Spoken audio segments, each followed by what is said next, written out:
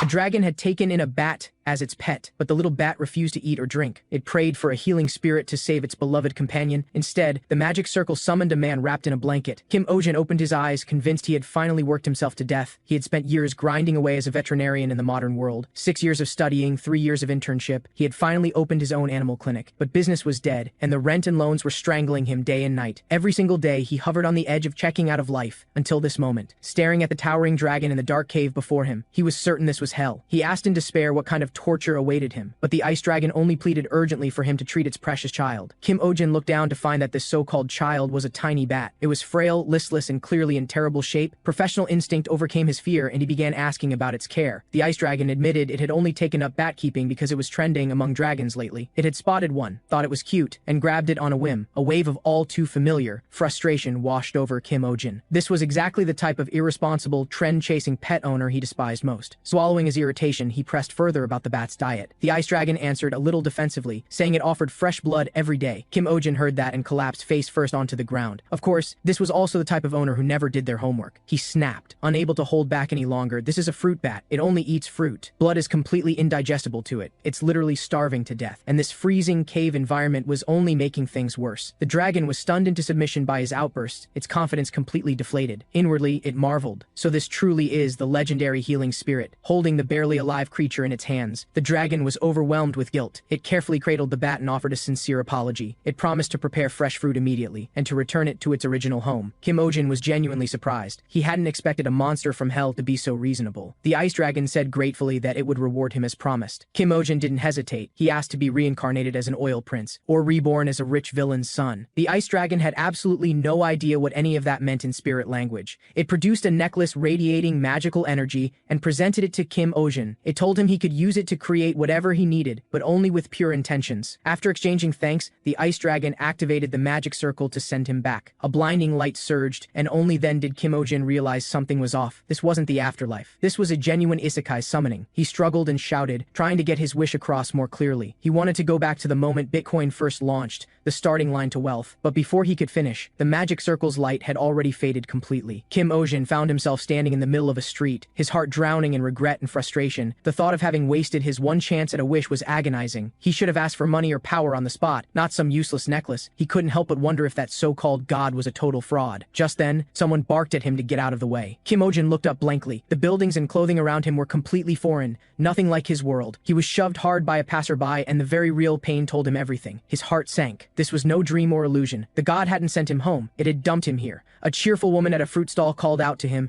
and he seized the chance to ask where he was. She mistook him for a lost traveler, and explained this was the territory of Baron Doyle. Kim Ohjin felt all hope drain out of him. Then a sudden crash and commotion shattered the market's calm. A giant rabbit was brazenly devouring an entire carrot stand. People fled in panic. The woman warned him that was the Lord's pet. She urged him to hide quickly. Kim Ohjin stared in disbelief, completely unable to accept that thing as a pet. Then, in the next second, he caught the giant rabbit's cold, predatory gaze lock onto the ground.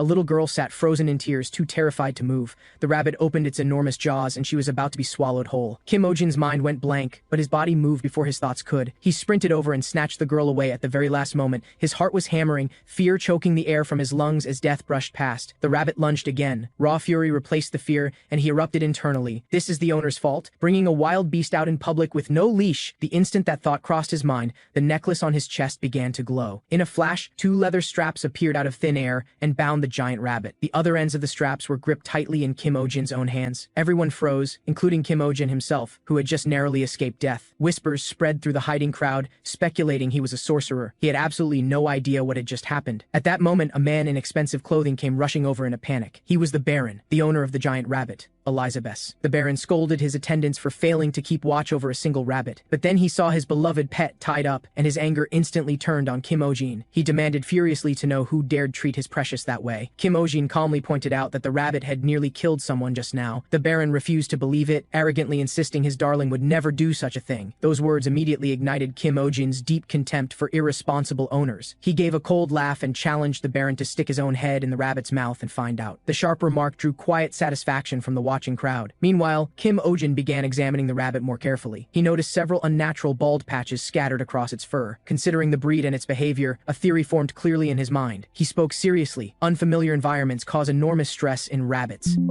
Fur pulling and aggression are abnormal behaviors triggered by that stress. The Baron was stunned. This stranger had just described his pet's recent condition perfectly. Kim Ohjin pressed further, warning that if left untreated, the rabbit could have a shortened life. The words "shortened life" sent the Baron leaping to his feet in alarm. Kim Ohjin suggested letting the rabbit get its exercise indoors, and finally he made his point firmly: you need to love your pet the right way. The words struck exactly where the Baron was most worried. He immediately saw Kim Ohjin as a rare kindred spirit. What a stroke of fate, to meet someone who understood rabbits so well. Learning he was between jobs, the Baron signaled his steward to bring over a small pouch. He hoped Kim Ohjin would look after his beloved rabbit's health going forward. With that, he rushed eagerly back to his giant rabbit, leaving Kim Ohjin standing there alone, trying to process the sudden turn of events. The neighborhood folk swarmed around him, praising him for handling the rabbit situation. The fruit stall woman said she'd give him a discount from now on. Kim Ohjin remembered the small pouch the Lord had given him. He hesitantly opened it and was instantly blinded by a glint of gold. He bit down to confirm. Pure gold, no question. His hands trembled slightly with excitement, his heart racing. A brilliant plan exploded in his mind. Open a veterinary clinic here. Use the gold coins earned in this world to pay off his debts back home. Night fell, candlelight flickering. Kim Ohjin held interviews for his new clinic staff. He looked out at the hopeful, nervous faces before him, his heart full of possibility. Not long ago, the Baron had been enthusiastic about the idea of an animal hospital. He had not only provided funding, but even gifted him a 3-story building. It was crammed full of Elizabeth's merchandise, but free was free. The space was ready. What he needed now was one reliable veterinary assistant. The interview began. He asked the first candidate on the right to introduce themselves. Candidate number 1 gave a thorough account of their family background and moral character. Kim Ohjin found them utterly unremarkable. Candidate number 2 confidently announced that their family had been in the animal industry for generations. When pressed, they admitted the family business was a butcher shop. Kim Ohjin's internal alarm went off immediately. He mentally filed this one under threat. When number 3 stepped up, their eerie smile sent a chill down Kim Ohjin's spine. He tried to look past appearances and asked why they'd applied. Number 3 abruptly snapped. They started raving about searching for the legendary sorcerer, even begging Kim Ohjin to use them as a doormat, and then lunged at him. Kim Ohjin stumbled back in fright, regretting ever having had any hope. Just as he was struggling to break free, a woman in a hat calmly spoke up. She asked if the director just needed this nuisance removed. Without waiting for an answer, she sent number 3 flying with a single punch. She then introduced herself with a casual pat on her shoulder. Selena. She claimed to be an expert in stray animal management with extensive experience. Kim Ohjin's eyes lit up. He gave her a perfect score without a second thought, and just like that he hired an assistant with extraordinary combat ability. A new day, warm sunshine. But Kim Ohjin's mood was steadily sinking. It was nearly 1 in the afternoon, and his new assistant was nowhere to be seen. He smiled wryly. Clearly he hadn't thought things through yesterday. As he was figuring out where to post a new job listing,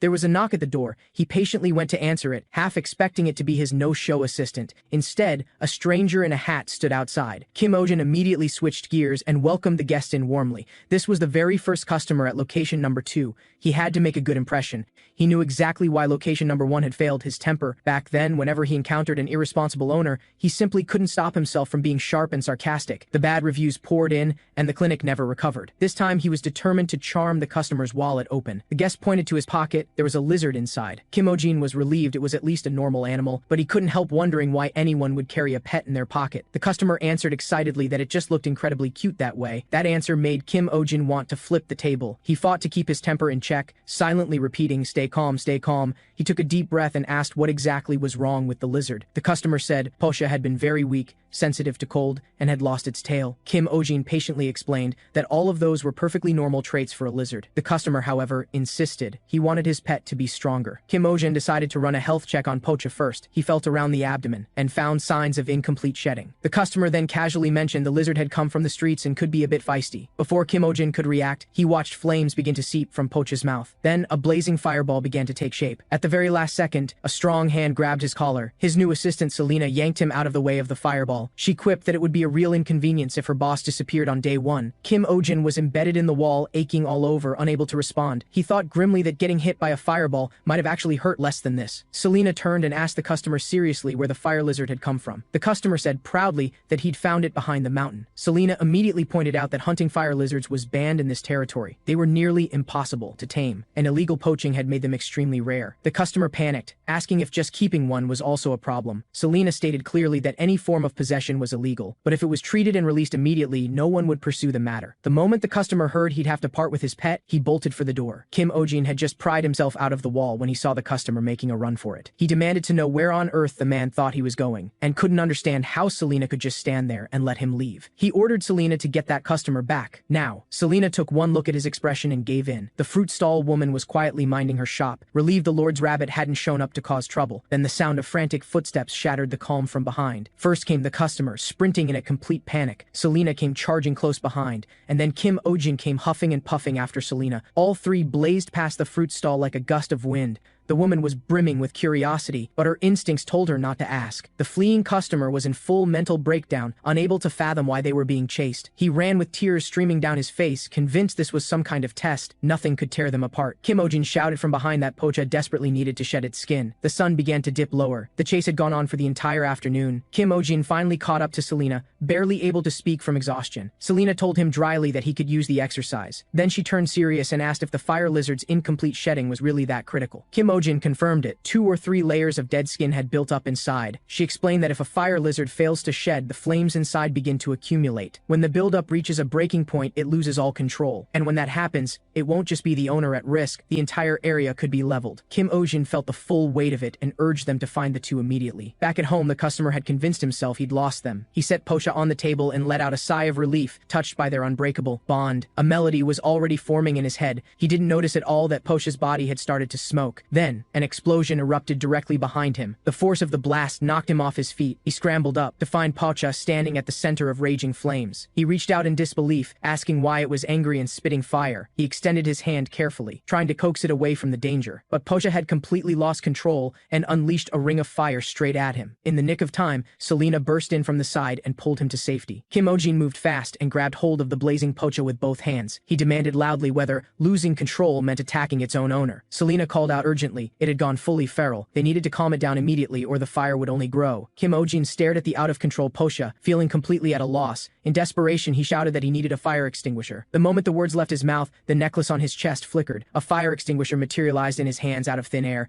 No time to be surprised. He aimed and sprayed it directly at Pocha. White foam blanketed the fire lizard and the flames were immediately suppressed. He gave it another blast for good measure, thinking, this necklace actually works. The fire consuming the room gradually died down as well. Selena checked on the customer, whether he was hurt, but the customer brushed it off completely. Instead, he smiled with something like relief, saying he finally understood why Pocha had attacked. He figured if he took better care of it going forward, this kind of thing wouldn't happen again. Kim Ohjin stared at him like he'd lost his mind. Something this dangerous had just happened, and that was all he had to say? The customer shrugged cheerfully. Houses can always be rebuilt, and his feelings hadn't changed. Kim Ohjin finally snapped and yelled, what if someone innocent had been hurt? Did it only matter because he personally was fine with it? He laid it out clearly. You cannot keep a wild animal just because it's cute. These creatures have natural environments where they belong. If you know nothing about their needs, that love is nothing but selfishness. The words finally landed. The customer lowered his head in shame. Pocha looked up at him with wide, glistening eyes full of attachment. Kim Ohjin said quietly that love alone is not enough to sustain a life. The customer fell silent, and it seemed like the message had sunk in. They headed out to the forest to release Pocha. After shedding successfully, Pocha had grown noticeably larger. Kim Ohjin remarked that it looked so much healthier. Selena marveled at how it had ever fit inside that old skin. Only the customer looked miserable, convinced Pocha no longer needed him. He held back his tears and let it return to nature, rambling about coming to bring food every day, telling it to be happy. Kim Ohjin cut him off immediately. That would only strip away its wild instincts. Before the words had even settled, Pocha had already vanished into the depths of the forest. The customer broke down on the spot. He hadn't expected it to leave without a single glance back. Selena tried to console him, explaining that fire lizards simply have no concept of ownership. At best, it might remember you as the one who fed it. Just then, Pocha reappeared at the top of a tree, looking down at them. It launched a massive fireball into the sky. The fireball detonated with a boom, and a brilliant burst of fireworks lit up the entire sky in an instant. The customer looked up with tears rolling down his face, but this time, they were tears of wonder. He laughed and said, that's my Pocha, all right, incredible. And with that, the whole ordeal came to a warm and luminous end. Afterward, the customer, a traveling bard, turned the whole experience into a song. He performed it in the town square, singing praises of Kim Ohjin as a healing spirit. The lyrics were wildly exaggerated and embarrassingly over the top,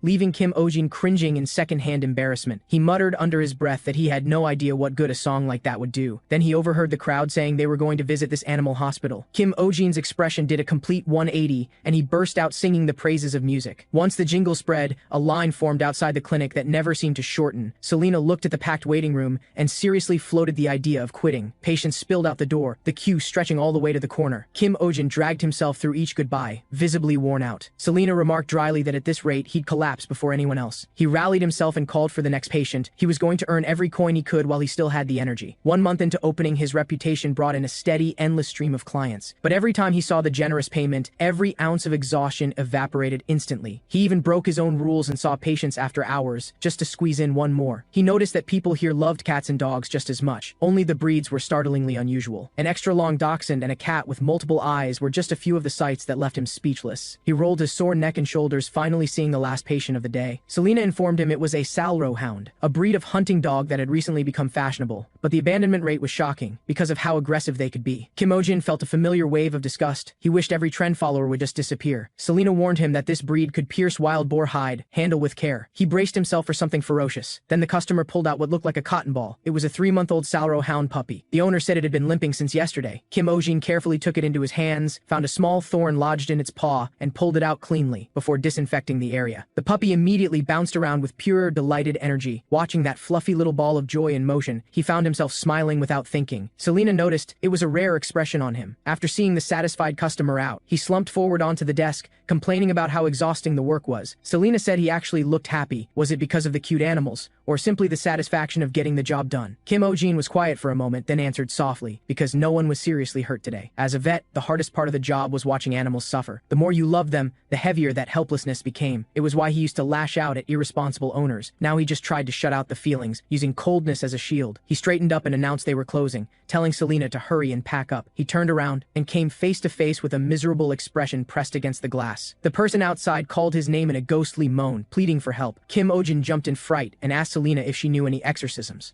The person looked like they were about to climb through the window, so he went over to check. He was immediately grabbed and dragged through the window into the woods. Selena stood frozen, watching helplessly as he was pulled into the trees. Deep in the forest, the person kept apologizing. He introduced himself as Shuba, a government official. He managed the territory and had heard that Kim Ohjin once saved the Lord's rabbit. He needed help capturing a stray dog that had taken up residence on the mountainside. Kim Ohjin frowned and declined. Vets treat animals, they don't catch them. Selena appeared out of nowhere and made it equally clear that they weren't a rescue squad. Shuba looked like he was about to cry. He said construction was set to begin in 2 days. If the dog wasn't caught before then, the military would come in and shoot it. The word shoot made Kim Ohjin go still, his chest tightening. Shuba bowed deeply, telling him he was the only one who could help. Kim Ohjin went silent, a fierce internal struggle underway. Finally, he let out a breath and asked where the dog was. He made clear that he was a vet and needed to assess the situation first. Shuba was overcome with gratitude. Selena watched Kim Ohjin and quietly understood he'd already made his decision. Shuba pointed up the mountain path and said the dog had been there all along. Just then, a deep and menacing bark erupted from the depths of the forest. A dog with sharp fangs stepped into view. It stared at the newcomers and let out a low, threatening growl. Kim Ohjin tensed immediately and confirmed the breed with Selena. Selena nodded. It was indeed an adult Salro hound, the same breed that had recently become popular and was now being abandoned in droves. The Salro hound kept its eyes locked on them. Kim Ohjin looked at its gaunt, skeletal frame and felt a pang of sorrow. Then a strange sound rang out from somewhere in the trees, breaking the silence. The Salro hound erupted into furious barking and charged straight at them with terrifying force. Selena reacted instantly, yanking both of them out of harm's way. Kim Ohjin caught his breath, but argued that turning tail and running from an excited hunting dog was the worst strategy. It would only fuel the dog's instincts and make it chase harder. But then something unexpected happened. The Salro hound stopped halfway through its charge. It didn't press the attack. It just stood there panting heavily, then turned and trudged listlessly back to where it had been resting. All three of them exchanged baffled looks. The behavior made no sense. Why would an excited hunting dog give up the chase from that close a distance? Shuba began griping about the villagers down below, who had been complaining nonstop for days. They all said there was a mad dog on the mountain, too dangerous to be left alone. But Kim Ohjin's mind locked onto one critical detail. He immediately asked, had any of the villagers actually been bitten? Shuba froze. He thought about it carefully, and realized not a single one had. Kim Ohjin felt something click into place. He turned to Selena for confirmation. Was it true that Salro hounds were known for extreme loyalty to their owners? Selena nodded, sensing he was onto something. The next day, they didn't go straight for the dog. They went into the village first. Selena didn't understand, suggesting it would be faster to just lure it with food. Kim Ohjin shook his head. He needed to find the dog's original owner first. If it were truly starving, it would have taken the bait long ago. A hunting dog that could resist its own hunger had to be holding on to something more important. Like the last command its owner had ever given it. He pictured the moment the owner had left, the final parting words, "Stay here, don't move." A chain it simply couldn't break. Selena thought of the same image, the heartbreaking scene of abandonment. Kim Ohjin's voice dropped, weighted with suppressed anger. If they found the kind of owner who would do that, he was going to make them answer for it. They went door to door through the village asking about the dog's owner, but the villagers were nothing but annoyed and dismissive. Everyone hated the dog. No one knew a thing about who it belonged to. They came up empty and crouched wearily by the roadside. Then a woman quietly approached them. She said softly that she knew they were looking for Jack. This was the first time anyone had ever come looking for the dog's owner. She led them to a small, secluded cottage at the edge of the village. Kim Ohjin knocked, no answer. He was puzzled, but the woman pointed to the side of the house. There stood a small, plain headstone. Kim Ohjin went completely still. Every assumption he'd made crumbled at once. The woman explained gently that Jack had passed away 2 months ago,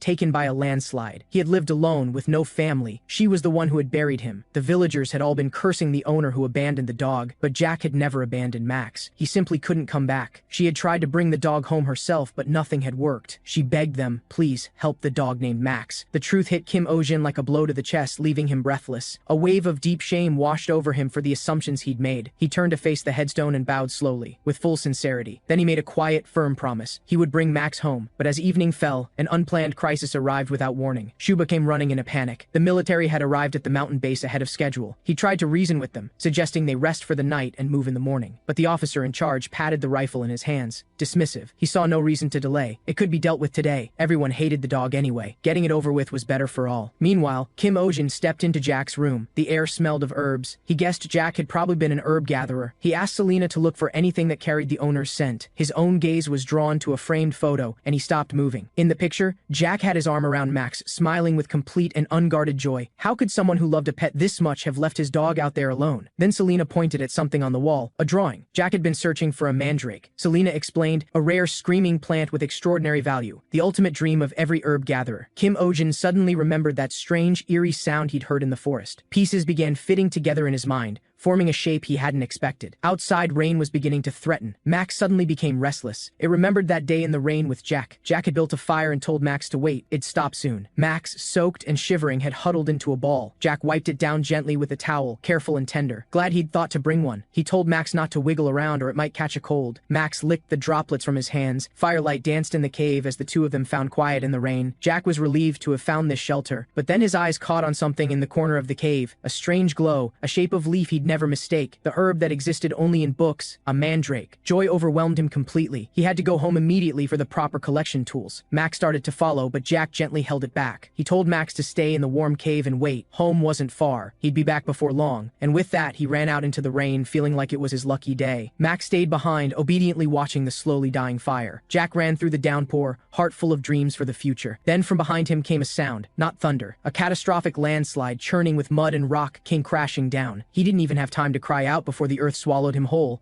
The fire inside the cave had long since gone out. Max still sat facing the entrance, waiting for its owner to return. The rain passed, a rainbow stretched across the sky, but that familiar figure never came. Day after day it refused to leave, stubbornly holding its ground. It wasn't until a week later that a villager finally discovered the hollow-eyed dog. People assumed it had been heartlessly abandoned by its owner. A few kind souls tried to offer it food, but were driven back by its low, warning growl. People grew impatient and decided it deserved to be left behind. Max ignored everyone and retreated back into the cave to keep waiting. Until this day, when what finally came was not its owner but the barrel of a gun. The soldiers carried tranquilizer rounds, debating whether the dosage was sufficient. Shuba tried frantically to stall them, saying someone had already been called to help. He pleaded that the dog had never hurt anyone, and there had to be more to the story. The soldiers cut him off coldly. Their duty was to protect the residents, not to listen to a dog's story, no matter how pitiful it might be. The gun was raised, aimed at Max, who had no strength left to run. At the very last second, Selena's hand closed around the barrel. She told them to hold off, because help had just arrived. At that same moment, Max's nose twitched sharply. It caught a scent. Its owner's scent. Its tail, which had been hanging low, began wagging in a wild, frantic frenzy. Kim Ohjin walked forward slowly, crouching down in front of it, wearing Jack's coat. He quietly apologized and told Max he wasn't the one it had been waiting for. Then he gently stroked its head and told it he was taking it home. Deep in the forest that night, a young deer was running in blind terror. It stopped, gasping for breath, but the shadow followed without pause. A pair of golden eyes glowed in the darkness, locked onto it.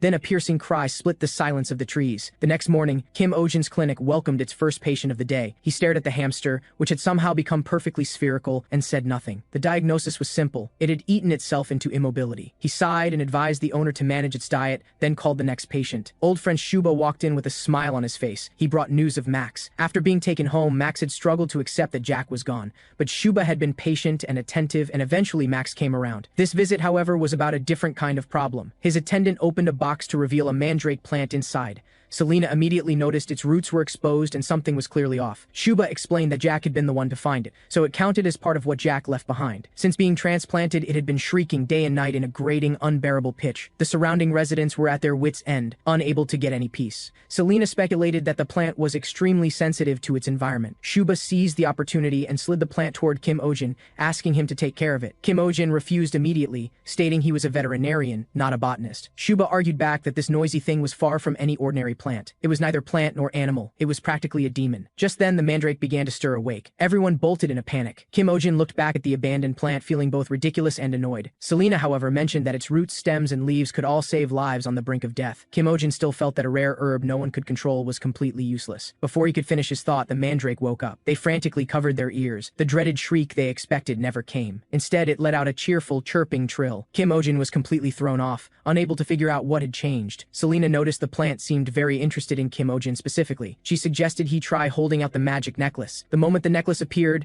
the mandrake began wriggling with excitement. Kim Ohjin was thoroughly put off. It reminded him of some creepy sunflower toy. Selena made the decision on the spot. It would stay in his room for the time being. Late that night, frantic knocking jolted him out of sleep. He dragged himself to the door, bleary-eyed, and announced that after-hours visits cost extra. The visitor was clutching a badly injured puppy, begging him to save it. The wounds were deep, the bleeding wouldn't stop, and Kim Ohjin felt momentarily helpless. Selena reminded him that mandrake leaves could stop bleeding quickly. Kim Ohjin asked Selena to go and pick one, but the mandrake flatly refused her. Selena told him to come do it himself. He sucked it up and asked, as politely as he could, if he could have one leaf for an emergency. The mandrake responded by coyly brushing against its leaves, then plucked one off with a certain flair. Kim Ohjin was too disgusted to even reach out and take it, but when the leaf was pressed against the wound, the bleeding stopped instantly. The client left with endless thanks. Kim Ohjin could finally go back to sleep. Less than half an hour later, an even more urgent round of knocking broke the silence. This time it was a young deer, its wounds strikingly similar to the puppy's. Kim Ohjin concluded they had been attacked by the same animal. But this wasn't hunting. The wounds suggested the attacker had been toying with its prey. It was the behavior of something deeply disturbed. The others looked confused and asked what on earth deeply disturbed was supposed to be. A little girl named Pio stepped forward and named the culprit. It was the wolf kept by Baron Doyle. He often brought it into the forest to terrorize smaller animals. Kim Ohjin was startled. He hadn't expected the perpetrator to be a nobleman. He raged internally at the filth of this feudal class system, but knew there was nothing he could do. A week later, another deep-of-night cry for help dragged him out of bed. Kim Ohjin had reached his absolute limit. He couldn't take it anymore. He organized a protest. Residents gathered outside the Baron's manor with torches in hand. The crowd chanted and condemned the Baron for his cruelty to animals. Kim Ohjin shouted the loudest, demanding the Baron put an end to the violence. The gates of the manor swung open. Soldiers stepped out, their expressions flat, and asked who Kim Ohjin was. His stomach dropped, bracing for the worst. Then, to his complete surprise, the soldier bowed to him respectfully and escorted him inside. Even more unexpected, the Baron's fearsome wolf had been gravely injured. The Baron himself was sobbing like a child, begging Kim Ohjin to save his wolf. Kim Ohjin stared at the scene, utterly speechless. A new wave of panic unlike anything before had gripped the village. People whispered to each other, claiming a terrifying creature had appeared in the western forest. The rumors kept escalating, from attacking animals to threatening to devour humans next. In the midst of the dread, someone loudly proclaimed that the Baron had already launched a campaign against it. They praised him for setting traps and running patrols day and night, the hero protecting the village. Kim Ohjin couldn't hide his disdain, remembering what had actually happened that day. The so-called hero had been rolling on the ground, throwing a tantrum, screaming for revenge. It was his exasperated subordinates who had organized the whole hunt themselves. Selena noticed his expression and quietly asked what he'd figured out. Kim Ohjin laid out the inconsistency. The injured animals recently had all appeared on the eastern side of the forest. Only Margma had been attacked deep in the distant western forest. Yet the Baron's search was focused entirely on the west, which made no sense. Selena agreed, and added that the western forest already had a reputation for strange and unsettling stories. Ordinary villagers had no desire to go anywhere near those dark and foreboding trees. Just then, the craftsman behind them called them come over excitedly to see the finished products. 3 carefully crafted syringes gleamed under the lamplight. He introduced them proudly as the pinnacle of his craft, then complained in the same breath that they'd been an absolute nightmare to make and he would never do it again. Kim Ohjin immediately pulled out a heavy pouch of gold coins. The craftsman's attitude flipped on the spot, and they struck a long-term partnership. With that settled, the designs for more modern medical equipment moved to the top of the agenda. 4 bottles, tubing, measuring instruments, and even hospital cages for recovery. Kim Ohjin divided the clinic into separate functional zones, leaving Selina genuinely impressed. He felt quite pleased with himself. This was the wisdom of modern medicine at work. At that moment, the herbs Selina had ordered arrived right on cue. She walked through each one with practiced familiarity, describing its special properties. Some could induce deep sleep, others were powerful painkillers. One even treated cancer. Kim Ohjin's jaw dropped. These effects were far beyond anything he knew. The supposedly advanced modern man had just been humbled by ancient knowledge. Then Pio came bursting in, announcing excitedly that the terrifying creature had finally been caught.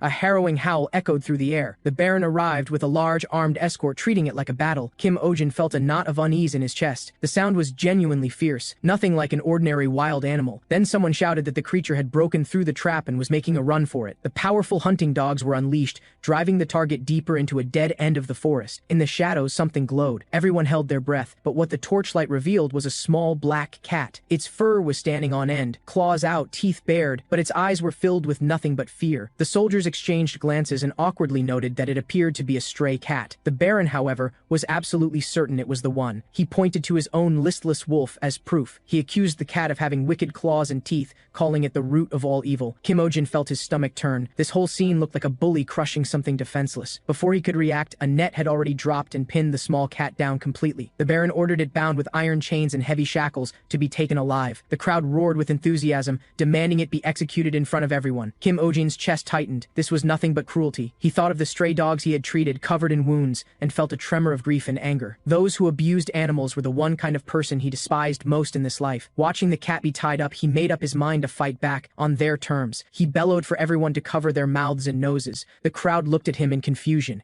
He pointed to the M-shaped marking on the cat's forehead, and declared it the mark of a demon, warning that it would trigger a worldwide plague. The plague, he said, always begins with rats. A cat that is fed on infected rats becomes something far more dangerous than the rats themselves.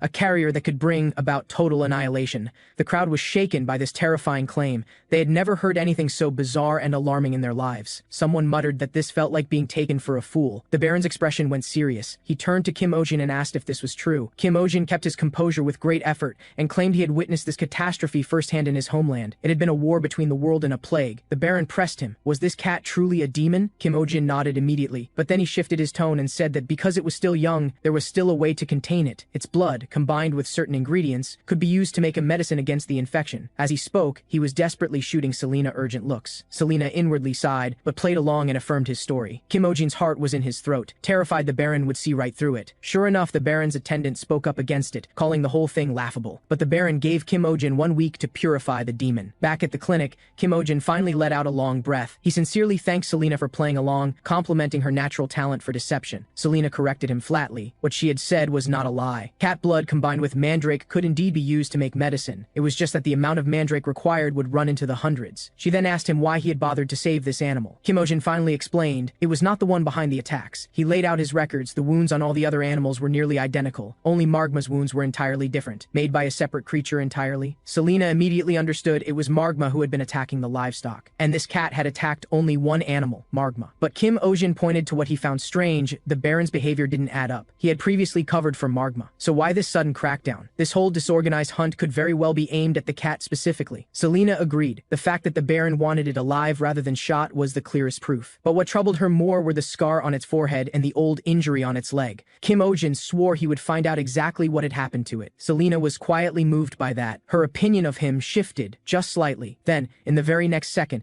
she watched Kim Ohjin bury his face into the cat's fur without a shred of dignity, letting out a deeply contented sigh. Whatever impression she'd just formed, she immediately took back. She decided he was simply unhinged. The next morning, a spine-chilling wail poured out of the animal clinic. Passing villagers jumped in fright, speculating wildly about what was going on inside. Word soon spread through those in the know. The doctor was purifying the demon. The villagers nodded in understanding and cheered the name of the great sorcerer. The truth inside the clinic was that Kim Ohjin was struggling pathetically to feed the small cat. The cat showed zero appreciation and raked its claws across his face in response. Selena, however, made an observation. The cat's body had noticeably shrunk since a few days ago. She theorized that its magical energy had been depleted, causing it to physically diminish. Kim Ohjin was worried. It had gone 3 days without eating, locked in a vicious cycle of hunger and aggression. He muttered that it would be perfect if there were some magical energy-infused meat paste right about now. The moment that thought crossed his mind, the necklace on his chest burned with heat. The necklace flared with light. A stream of meat paste shot directly into the cat's mouth. The ferocious little creature turned docile on the spot, lapping it up obediently. Kim Ohjin was overjoyed, cooing and fussing over it like a proud parent. Selena watched, and despite herself, the corner of her mouth curved upward. Then the M-shaped mark on the cat's forehead began to glow faintly. Selena's eyes went wide. She understood in an instant. Of course, this was no ordinary cat. In legend, the unicorn lion was a divine beast of boundless magical power. Its horn could bestow blessings upon all living things, and just as easily decide the life or death of any human. As the world's magical energy faded, they had chosen to take on a smaller, compact form, but the pride at their core meant they would never submit to being kept by a human, with one single exception, the one known as the healing spirit. At this moment, that healing spirit was beside himself with excitement, beaming with satisfaction as he watched the legendary divine beast, Kim Ohjin, finally learned to use the designated bathroom corner. As a reward, he tenderly fed it its favorite meat paste. Selena quietly mourned the divine beast's apparent fall from grace. That night at the Baron's manor, news brought back by a spy sent a ripple of shock through the room. The Baron simply could not believe it. That proud divine beast had allowed itself to be fed. They were supposed to sooner die than accept food from human hands. The thought made him recall the plague Kim Ohjin had so gravely described. An unease settled in his chest. This man was anything but ordinary. The next morning at the clinic was, for once, running smoothly. P.O. greeted each patient with warmth and efficiency. Kim Ohjin watched it all and felt something he hadn't felt in a long time. Quiet contentment. He found himself thinking back to the days when Selena was the only help he had. That assistant was either angering the clients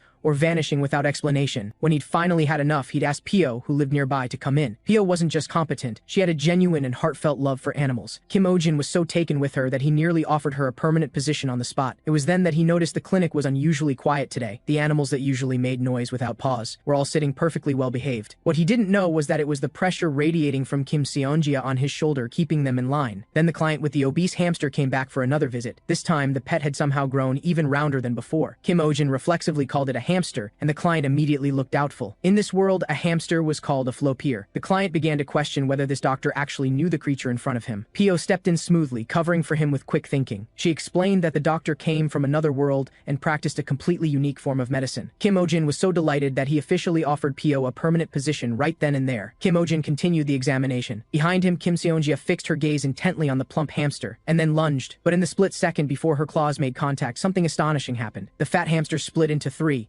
perfectly identical copies. Everyone in the examination room froze. This world had just upended Kim Ohjin's understanding of reality once again. After the initial shock, the client dissolved into overwhelmed happy tears. He had always wished his pet could have a family, and now, somehow, it had come true. The three new hamsters wriggled in his arms, then scattered in every direction, blurring around the examination room like afterimages. Thankfully, Selena arrived back in the nick of time, and caught all of them with impressive skill. She identified them, not flopiers but bullroos. She placed the three creatures in a cage and said they would need thorough study. Kim Ohjin hurried to calm the shaken client and safely saw him out. After closing time, Selena explained the true origin of bullroos. They were a byproduct of a failed magical experiment. The last time she had encountered one had been over 100 years ago. Kim Ohjin was struck with awe, and a faint chill ran through him at the same time. At that moment, Kim Ohjin suddenly pricked up her ears, highly alert. An instant later, a rapid knocking rang out. A voice outside, calm, authoritative, leaving no room for argument, announced that Baron Doyle himself had arrived in person. The Baron demanded the demon be handed over immediately. Kim Ohjin's heart plummeted. He had originally planned to buy time and hide Sionja,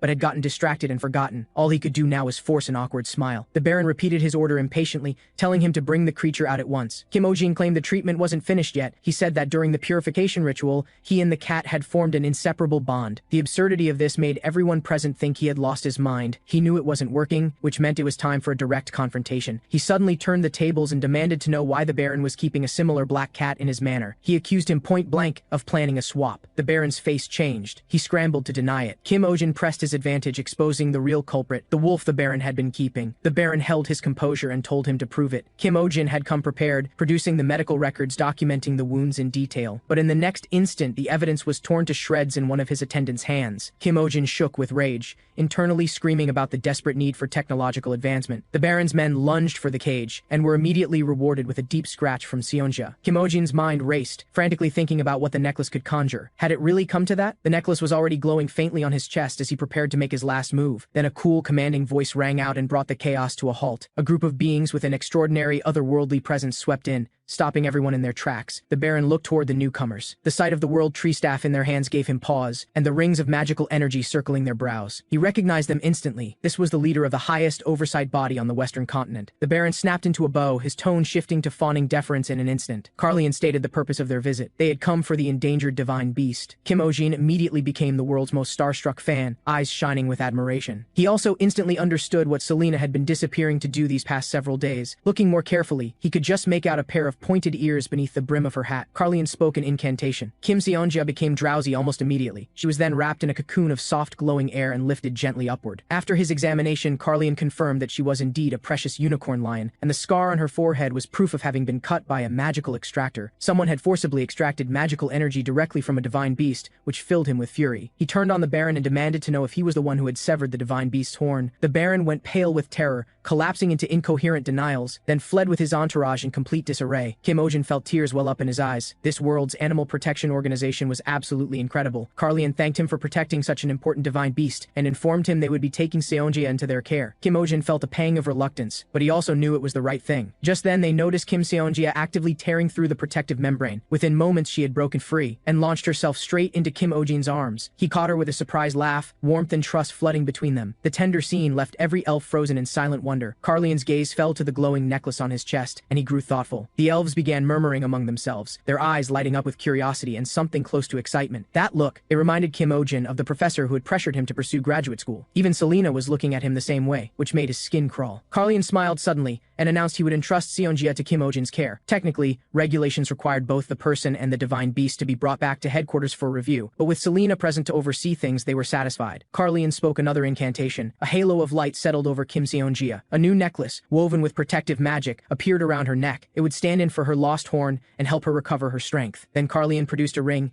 and offered it to Kim Ohjin. It carried the power of his family's lineage. It could call for help when danger came. He smiled and moved to place it on Kim Ohjin's finger himself. Kim Ohjin's face went red immediately. The ring was a perfect fit, and the elves broke into warm, pleased applause. The first ring of Kim Ohjin's life, and it had come from an elf. He explained that as a doctor, wearing jewelry would get in the way of his work. Carlian was unusually insistent, but seeing how uncomfortable he was, Carlian cast one more spell. The ring dissolved into a blue-green mist and settled on the back of his hand as an elegant tattoo. Kim Ohjin stared at it in disbelief, and had to admit it looked surprisingly cool. Carlian instructed him to press the tattoo close to his heart, and after quietly speaking the incantation, the tattoo resonated with the distant staff. They could actually communicate remotely through it. Then he tried speaking the word light, and the tattoo lit up like a flashlight. Kim Ohjin forgot every protest he had made moments ago and broke into an excited, gleeful dance. He thanked the elf from the bottom of his heart. Then Carlian asked where the necklace had come from. Kim Ohjin told him honestly, it was a gift from a dragon. The words made Carlian's eyes go wide. The dragon clan had been extinct for 1,000 years. Was this man perhaps 1,000 years old? Kim Ohjin waved his hands in frantic denial and explained the whole strange story. He had simply been summoned by a dragon to treat its sick pet bat. As payment, he had been given the necklace, and then mistakenly sent here instead of home. But when he finished, every elf in the room had gone very, very still. Then, all at once, they dropped to their knees and called out the title, Healing Spirit. Kim Ohjin was completely lost, unable to understand this sudden reverence. He insisted desperately that he was just an ordinary human being, accidentally summoned to the wrong place. But Carlian took both his hands firmly, and slowly told him about the crisis threatening the world. Since the dragon's extinction, the world's source of magical energy had been rapidly running dry. Many sacred creatures had already disappeared as a result. All of life was under threat. Their organization had been formed for one purpose alone,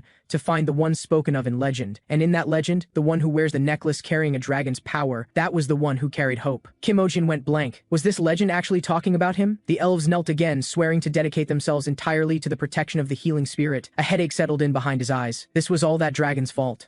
The next day, the clinic opened as usual. A client came in with her flying fish, visibly distressed. Kim Ohjin examined it and determined the fish had simply grown too old to fly. The client struggled to accept it, tears gathering in her eyes. She described through choked words how the fish had been her father's most beloved companion, and the very gift he had given her mother when he proposed. Kim Ohjin thought privately that proposing with a fish instead of a ring was a bit much, but Selena confirmed that it had genuinely been a romantic trend in the past. The client described nights long ago when flying fish lit up the sky in glowing schools, as beautiful as stars. After her mother passed, her father fell ill and never truly recovered, keeping only the fish for company. All the others had faded away. Only this one, Lumi, could still fly. Her father had said, if Lumi can no longer fly, his life is over. Kim Ohjin thought this uncle was being a little too dramatic. Selena, in her most analytical tone, suggested simply buying a new flying fish as a replacement. The client's pleading voice pulled Kim Ohjin back. She just wanted Lumi to fly again. He looked at the fish before him, healthy but aged, and felt genuinely torn. He kept explaining that what they were seeing was natural aging, but the owner had staked all her hope on this one creature. He had dealt with situations like this in the modern world too. Owners whose emotional states were completely intertwined with their pets. He always had to stabilize the owner before anything else, and that was often harder than treating the animal. Just as he was wrestling with it all, a sound came from behind him. He turned, and a crowd of elves surrounded him, chanting healing spirit. Kim Ohjin jolted awake from the strange dream. Kim Seonja was curled up, sound asleep on top of his blanket. He arrived at the clinic the next morning with heavy bags under his eyes. Pio admitted she hadn't slept well either. She'd been thinking about what Kim Ohjin had said about the flying fish aging, and wondered whether the real reason was something he hadn't said out loud. Perhaps it was this world's steadily thinning magical energy. She shared what the elders had been saying, with a troubled look on her face. First, the flying fish stop glowing. If the magical energy continues to deplete, eventually they will lose the ability to fly altogether. Kim Ohjin felt a jolt of recognition. It was like what he knew as environmental degradation. Without meaning to, his mind drifted back to what the elves had said about him being the one to save the world. Selena joined the conversation and confirmed that unexplained illnesses in animals were on the rise. On the surface they looked like aging, but the root cause kept pointing to the same thing, magical depletion. The most undeniable proof stood right in front of them, a unicorn lion who had been reduced to the form of a cat. Kim Ohjin looked at Kim Seonja, quietly grooming herself, lost in thought. Then something clicked. He asked about the specific condition of the flying fish owner's father, then followed up by asking what the standard treatment for that kind of illness typically involved. Selena named several herbs, ones used for healing and for managing pain. He asked whether any of them had side effects from long-term use. Selena noted that bloodroot herb dulled the nerves over time and completely drained a person's energy. Kim Ohjin's eyes lit up. He immediately asked what could counteract those side effects. Selena answered by tilting her head towards something behind him. Kim Ohjin turned. He found himself looking at the proud, upright silhouette of the mandrake. Kim Ohjin softened his approach and asked the mandrake for a few leaves to use as medicine. The mandrake let out a cold huff and turned its head away with a snap. He reached out to take some anyway. It erupted into a shriek sharp enough to pierce eardrums. Everyone clapped their hands over their ears in a panic. In the end, they had no choice but to forcibly make it stop. Kim Ohjin was both startled and furious, scolding it for nearly bursting everyone's eardrums. Pio, however, spoke up on its behalf. It might be upset from being neglected. All of Kim Ohjin's attention lately had gone entirely to Kim Seonja. Pio suggested that maybe giving it a name would help. Kim Ohjin said there was no need, at which point the mandrake actually started to cry. He felt the pressure immediately, unable to believe he was being held hostage by a plant's feelings. Left with no good options, he blurted out a name on the spot, Kim Mansuk. The mandrake stopped crying instantly. Its branches and leaves began quivering with excitement. It even plucked 2 leaves off on its own initiative and handed them over, perfectly cheerful. Selena watched all of this quietly from the side, deep in thought. She suddenly asked if she could borrow Kim Ohjin's necklace for a moment. After putting it on, she stroked both Kim Seonja and Kim Mansuk at the same time. Both reacted with clear resistance. It turned out they weren't drawn to the necklace's magic at all. They were drawn to him. She pressed him on exactly how he triggered the necklace's power. Kim Ohjin described it. He had to concentrate deeply until he felt a faint ache in his chest. Selena began to think about the connection between the dragon's power and the heart. She watched him feeding his own magical energy to the unicorn lion like handing out snacks, and couldn't help but wonder whether this method was far too dangerous. Pio had already ground the mansuk leaves into a fine powder. They began gathering everything needed for the house call. Selena's gaze never left Kim Ohjin. Was this man, Kim Ohjin, truly the healing spirit? The next day, Ruliel came to bring medicine for her father, only to find him collapsed on the floor. She rushed over in a panic and helped him up. Fred explained weakly that he had only wanted to show Lumi the view from the window. His daughter sobbed and scolded him. His bones were fragile, he had no business getting out of bed. But he only murmured with quiet resignation that he didn't have much time left anyway. Those words completely shattered what little composure Ruliel had left. She begged him out loud to stop talking that way. Fred just shook his head with a bitter smile, saying it was a broken heart that would be the real end of him. Just then, Kim Ohjin arrived with the others. He said that death comes from mistaken understanding and the wrong prescription, and even more so from poor habits and neglected health management. He introduced himself as a veterinarian and identified the cause of the flying fish's condition. The reason Lumi could no longer fly was the medication Fred had been taking. Fred couldn't understand the connection. Kim Ohjin explained patiently, flying fish retain their aquatic instincts. They lick and groom the things they are most fond of, and because of this, they had been ingesting the residue of his medication through his hair. Fred objected in disbelief, insisting he had never once seen them do that. But Ruliel broke down and told him what what he never knew. Every night after he fell asleep, the flying fish would quietly tend to his beard and hair. Fred finally understood why his whiskers always seemed to shimmer and gleam. Kim Ohjin then produced the remedy he had prepared. He promised that within a day or two of the injection, Lumi's strength would return. He began administering the treatment to each of the 3 flying fish in turn. With Pio's help, even the most resistant ones were seen through. The medicine took effect quickly, and the flying fish grew drowsy. Before long, the one called Lumi began to flutter its wings. With everyone holding their breath, it slowly, tentatively lifted into the air. Fred was overcome with tears, reaching out and calling its name. The scene was so beautiful it felt like a dream. Kim Ohjin reassured them that the others would recover just as quickly. Nothing to worry about. But just then, one of the flying fish suddenly leapt up and bit him. Right after, another one bit into his hair. Kim Ohjin yelped in pain, completely baffled by the attack. After biting him, both fish began trembling violently, as if in great distress. And then, before Fred's astonished eyes, something extraordinary happened. The scales and bodies of the flying fish suddenly burst into a soft, radiant glow. The light grew and grew, filling the entire room with something that felt like a waking dream. Kim Ohjin and Pio both stood with their mouths open in wonder. Fred was completely absorbed in the light, memories rising up from decades past. It had been in a glow just like this, many years ago, that he had brought the woman he loved to see these flying fish for the very first time. In that same dreamlike light, he had gathered his courage and proposed. Now, holding the glowing fish in his hands, tears rolled freely down his aged face. Kim Ohjin gazed at the scene and felt genuine awe. It truly was extraordinary. Pio finally understood why flying fish had once been a proposal gift. Only Selena stood apart, calm, observing everything. His blood and his hair had been enough to make the flying fish glow and fly again. But she still wasn't sure. Was he truly the one spoken of in the prophecy? She had asked Carlian directly about this. Carlian, however, was certain. Everything aligned with the prophecy. Selena had argued that the important ring should not have been given to him. Carlian only smiled serenely, saying the ring's master would approve. He believed the unicorn lion's choice was the clearest evidence of all. Word of the healing spirit's appearance, he said, would spread across the world before long. Selena suddenly understood. Letting the Baron go had been deliberate, to let the news spread. Kim Ohjin was being used as bait. Carlian acknowledged it. They were waiting for the truth behind everything to surface. He gave his word that Kim Ohjin would not be put in any real danger, and he added with quiet significance that the elf's presence here was no coincidence.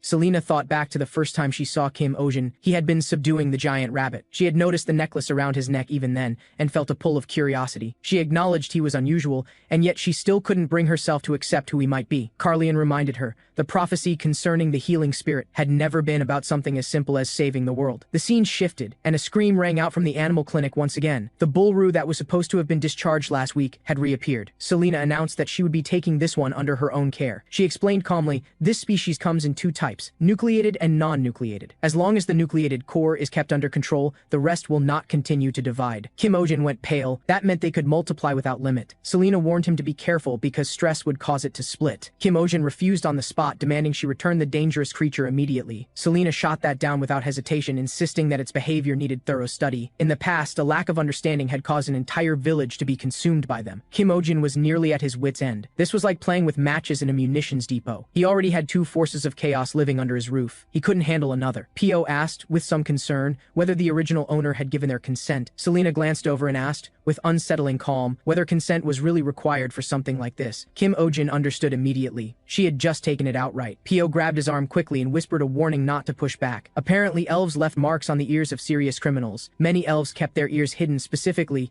to conceal those marks of punishment. Kim Ohjin was horrified. Was that the elven equivalent of an ankle monitor? He thought back on all the times Selena had acted first and explained, never mentioning her past. His internal alarms went off. What exactly had she done? A terrible thought surfaced. What if it was murder? He started to seriously consider whether he should let her go immediately. Selena turned and reminded him that clinic hours had started. The thought of the potential danger made him lean toward making a change. But when the front door opened, the crowd packed outside stopped him cold. Pet owners were calling his name urgently, their arms full. Pio was working hard to maintain the line, handing out numbered tickets. One look at the scene, and Kim Ohjin changed his mind without another word. At the same time, the atmosphere inside Baron Doyle's castle had turned ice cold.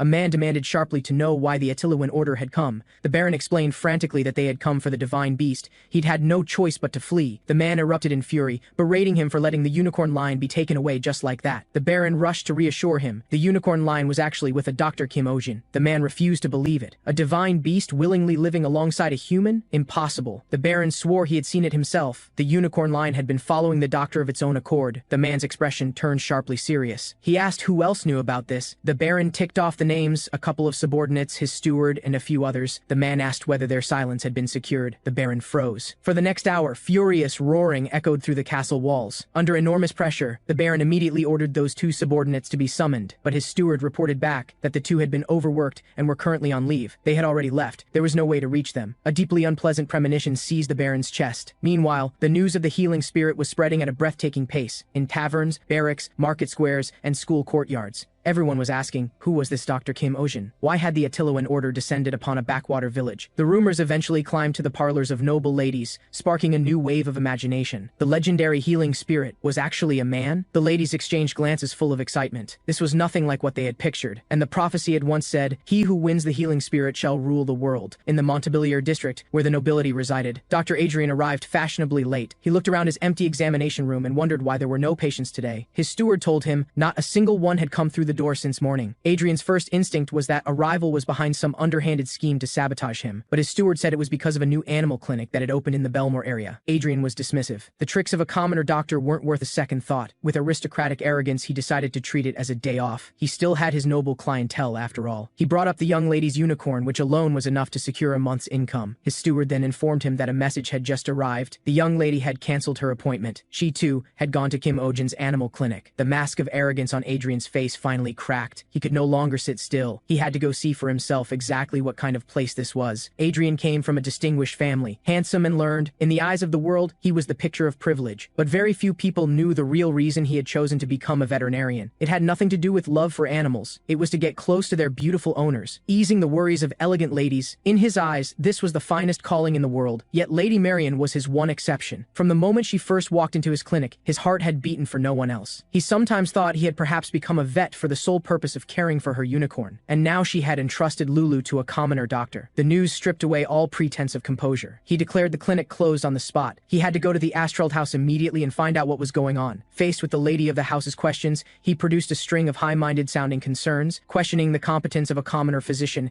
insisting that Lulu's delicate temperament required attentive care. But the lady calmly cut him off, mentioning that the doctor was a woman, not only exceptionally skilled, but possessed of an elf-like breathtaking beauty. Adrian went completely still, a stream of flattering images flowing through his mind. A warm, golden-haired beauty, or a cold, dark-haired ice queen. He drifted deep into the fantasy, until the lady mercilessly informed him it had been a joke, purely to witness the amusing reaction of a man with such obvious weakness for women. Adrian scrambled to defend himself, insisting he was absolutely not someone ruled by such impulses. He was simply, purely, hoping to marry Lady Marian. This far too honest confession earned him an immediate escort to the door. On the carriage ride back, he resolved to go meet this Dr. Kim Ohjin in person. He was confident he knew unicorns better than anyone. He understood their sensitive, particular nature intimately. They despised the smell of a man's sweat and the scent of blood. They only drew near to what was clean and fragrant. After suffering more than a few embarrassing incidents, he had finally found the trick. Before every appointment, he bathed, fasted, and applied the same signature perfume. A commoner reeking of the streets would provoke Lulu and cause an incident for certain. He would then appear like a savior and win back everything. He pictured both the lady and the unicorn turning to depend on him alone, and couldn't hold back a laugh. When he arrived at his destination, the commotion in the crowd told him the unicorn was already drawing a spectacle. He felt a private flicker of satisfaction, convinced the commoner must already be making a fool of himself in front of everyone. He pushed his way through the crowd, and what he saw made his jaw drop. The man called Kim Ohjin was sitting on Lulu's back laughing freely, and Lulu wasn't resisting at all. She looked remarkably calm, even content. Lady Marian stood nearby, marveling that this was the first time Lulu had ever carried someone outside the family. Adrian's face went rigid. He was certain there was some kind of trick involved. His suspicion turned toward the elf Selena standing nearby. He guessed it must be magic, but in the very next moment Lulu turned and bit down on Selena's arm. That ordinary reaction of rejection was actually proof that no magic was involved. Kim Ohjin was immediately on edge. He called an end to the session and announced he needed to treat Selena's wound. The crowd dispersed. Adrian's frustration reached its peak. He had to find out what method this man had used. He climbed the tree outside the clinic window, as nimble as he had ever been. Through the glass, he watched the wound being treated inside. The technique was unusual but clearly effective, which he had to privately admit surprised him. Then, just as he was watching, he caught a glimpse of a faint marking on the man's wrist. He looked more closely. His heart nearly stopped. That was unmistakably the mark of the Celestian family, the seal of the highest elven bloodline. Why would it appear on the wrist of someone who looked like an ordinary commoner? Just who exactly was this Kim Ohjin? Selena's wound was burning. Unicorn saliva left a stinging poison on contact. Kim Ohjin treated it carefully, relieved that the toxicity was not severe. Both of them found it bit strange. The unicorn's hostility had come from nowhere. Marion apologized again, sincerely and with evident distress. She promised to cover every cost of the treatment without question. Marion then noticed how familiar Selena and Kim Ohjin seemed with each other. When she learned that Selena was his assistant physician, her expression shifted to one of quiet understanding. She looked around the clinic, and with a touch of regret in her voice, said it felt a little small. A space like this, she feared, might not give Dr. Kim Ohjin room to fully realize his abilities. The words landed on Kim Ohjin in an unexpected way. A small, quiet ache stirred in his chest. He found himself thinking of the even smaller and more worn-down private clinic he had once kept. Marion saw his silence and immediately realized she might have said the wrong thing. She apologized quickly, calling herself thoughtless and ignorant. Then she said that Dr. Kim Ohjin deserved the very best environment for his work. Something like a large, fully equipped hospital with her family's complete financial backing. Kim Ohjin's heart skipped a beat. The offer had come out of nowhere. Marion leaned slightly closer, her voice dropping as if sharing a confidence. But just then, Lulu let out a sharp whinny that shattered the delicate moment. She squared off against Kim Seonjia, and the clinic dissolved into chaos. Once the animals were calmed, Selena was puzzled. It was common knowledge that unicorns disliked humans but were naturally drawn to other small animals. They were especially well-suited to unicorn lions in temperament, and the two typically got along with ease. Yet Lulu's behavior contradicted all of that completely. Marion took offense and asked sharply whether Selena was calling Lulu badly behaved. She accused Selena of being rude. Selena fired back that Marion had cut in line. Marion insisted indignantly that she had properly purchased her numbered ticket, though the price she'd paid for it was one most people would find very difficult to refuse. In the midst of the argument, Lulu grew agitated again. Rearing up with a cry, she lurched sideways and slammed into a nearby bookshelf. The heavy shelving crashed to the ground. At that same moment, the window shattered, and a figure came flying in. And the falling bookshelf, Selena caught it with one hand, holding it steady without flinching. The intruder hit the floor. Everyone froze. The man looked up and his gaze went straight to Marion. He got to his feet and asked urgently if she was all right. Pio demanded angrily to know why he had smashed through the clinic window. Adrian smoothly swapped in his most charming smile. He introduced himself as an animal doctor by the name of Adrian, and gracefully took Pio's hand to press a kiss to her knuckles. Kim Ohjin watched from the side, internally exhausted, as if watching a stage performance. He couldn't help asking why a doctor had seen fit to enter through someone else's window. When Adrian turned toward him, every trace of warmth vanished from his face. He coldly declared that he was Lulu's rightful physician. He accused Kim Ohjin of being a shameless opportunist